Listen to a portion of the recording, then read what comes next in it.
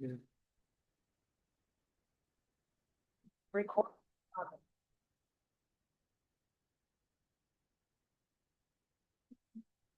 Assalamualaikum warahmatullahi wabarakatuh. Halo semuanya. Di sini saya dari kelompok 5 yang ingin mempresentasikan hasil presentasi kami yang bertema korupsi dan yang berjudul Studi Kasus Korupsi Pencucian dan Lebur Cap Emas PT Antam Timbulkan Kerugian Negara 3,3 triliun. Dengan saya sendiri, Atala Sahwaita. Oke, langsung saja. Materi pertama akan dilanjutkan oleh Innocentius Theo Aristo. Ino, dipersilahkan.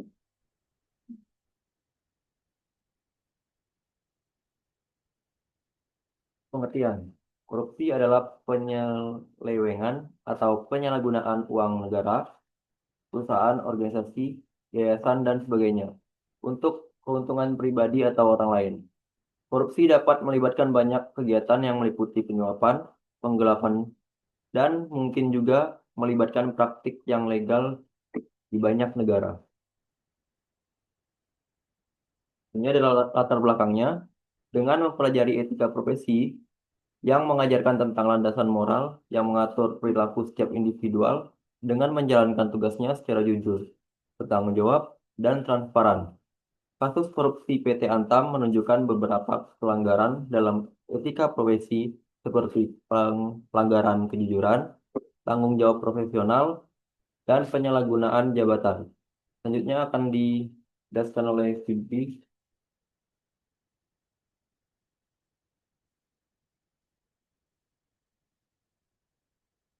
Baik, selanjutnya akan saya jelaskan Undang-Undang Kasus Korupsi Undang-Undang Nomor 31 Tahun 1999 tentang Pemberantasan Tindak Pidana Korupsi.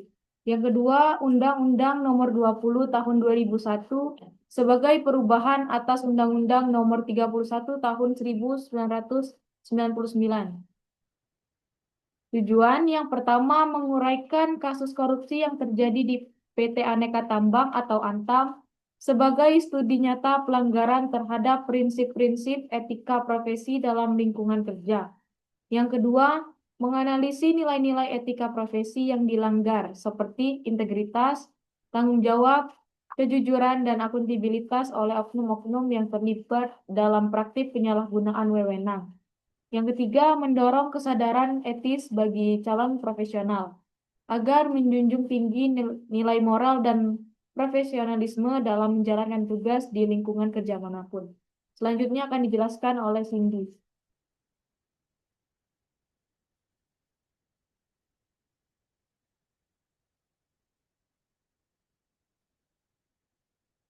Dampak, yaitu kerugian negara, merusak citra BUMN, dampak sosial, merugikan konsumen, dan gangguan terhadap ekonomi makro. Tinjauan teori, tinjauan individual atau etika pribadi. Korupsi dipandang sebagai hasil dari lemahnya moral dan integritas pribadi. Individu yang tidak memiliki nilai etika yang kuat lebih rentan melakukan korupsi. 2. Teori struktural. Teori ini menyebutkan bahwa struktur birokrasi dan sistem pemerintahan yang lemah menjadi faktor utama munculnya korupsi. 3. Teori fungsional. Melihat korupsi sebagai sesuatu yang berfungsi dalam masyarakat tertentu untuk memperlancar proses birokrasi atau ekonomi di tengah sistem yang tidak efisien. 4.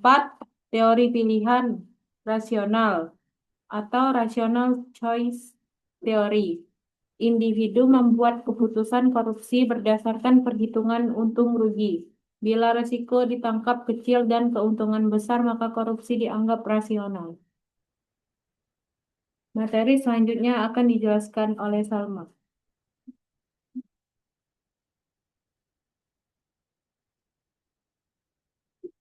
Baiklah, di sini saya akan menjelaskan tentang metode pelaksanaan. Dalam skandal yang sedang berjalan sejak awal tahun 2025, Kejaksaan Agung telah menetapkan 6 mantan pejabat tinggi di Antam, termasuk General Manager UBPP Logam Mulia yang menjabat antara 2010 hingga 2022.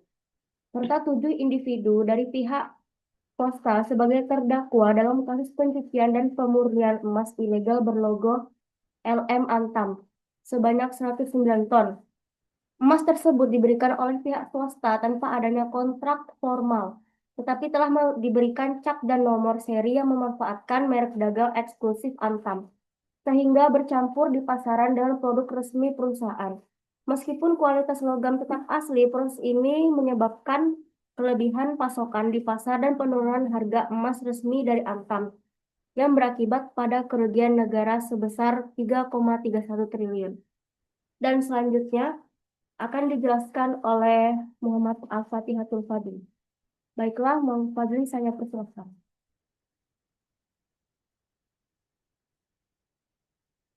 Eh, Baiklah, saya akan melanjutkan pembahasannya, yaitu di hasil dan pembahasan. Dan ini adalah hasil dari ringkasan kasus korupsi PT Antam, yaitu yang pertama adalah kasus cap emas ilegal yang berada pada tahun 2010 sampai 2021, kerugiannya mencapai 3,3 triliun. Dan yang kedua itu kasus diskon fiktif eh, pada tahun pada tahun 2018 dari bulan Maret sampai bulan November, kerugiannya mencapai 1,1 triliun. Dan yang ketiga itu kasus akuisisi ICR TM, TMI periode tahun 2010 sampai 2011, kerugian mencapai 92 miliar. Dan yang keempat itu Blok Mandiodo tahun 2023 yang kerugian mencapai 5,7 triliun. Baiklah, pembahasan yang kedua itu ada keterkaitan dengan nilai ITK dan profesionalisme dalam kasus tersebut. Yaitu pertama ada dua di sini, yaitu pertama etika profesi. Etika dalam dunia kerja mengharuskan adanya kejujuran, integritas, dan rasa tanggung jawab terhadap tugas yang diemban.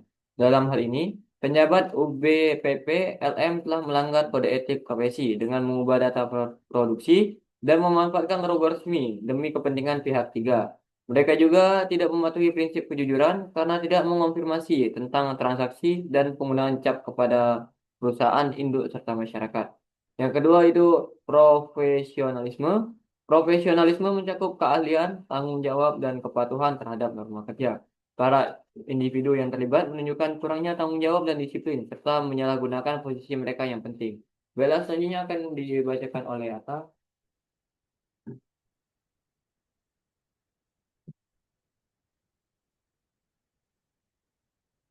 Baik, di sini saya akan membacakan kesimpulan. Kasus korupsi di PT Antam memberikan dampak serius, mulai dari kerugian negara, rusaknya citra BUMN, hingga terganggunya kepercayaan publik dan stabilitas ekonomi. Hal ini menunjukkan bahwa pengawasan dan integritas di lingkungan BUMN harus terus diperkuat untuk mencegah kerugian lebih lanjut. Mungkin itu saja dari presentasi kelompok kami. Jika ada salah kata, saya mohon maaf dan saya ucapkan terima kasih. Wassalamualaikum warahmatullahi wabarakatuh.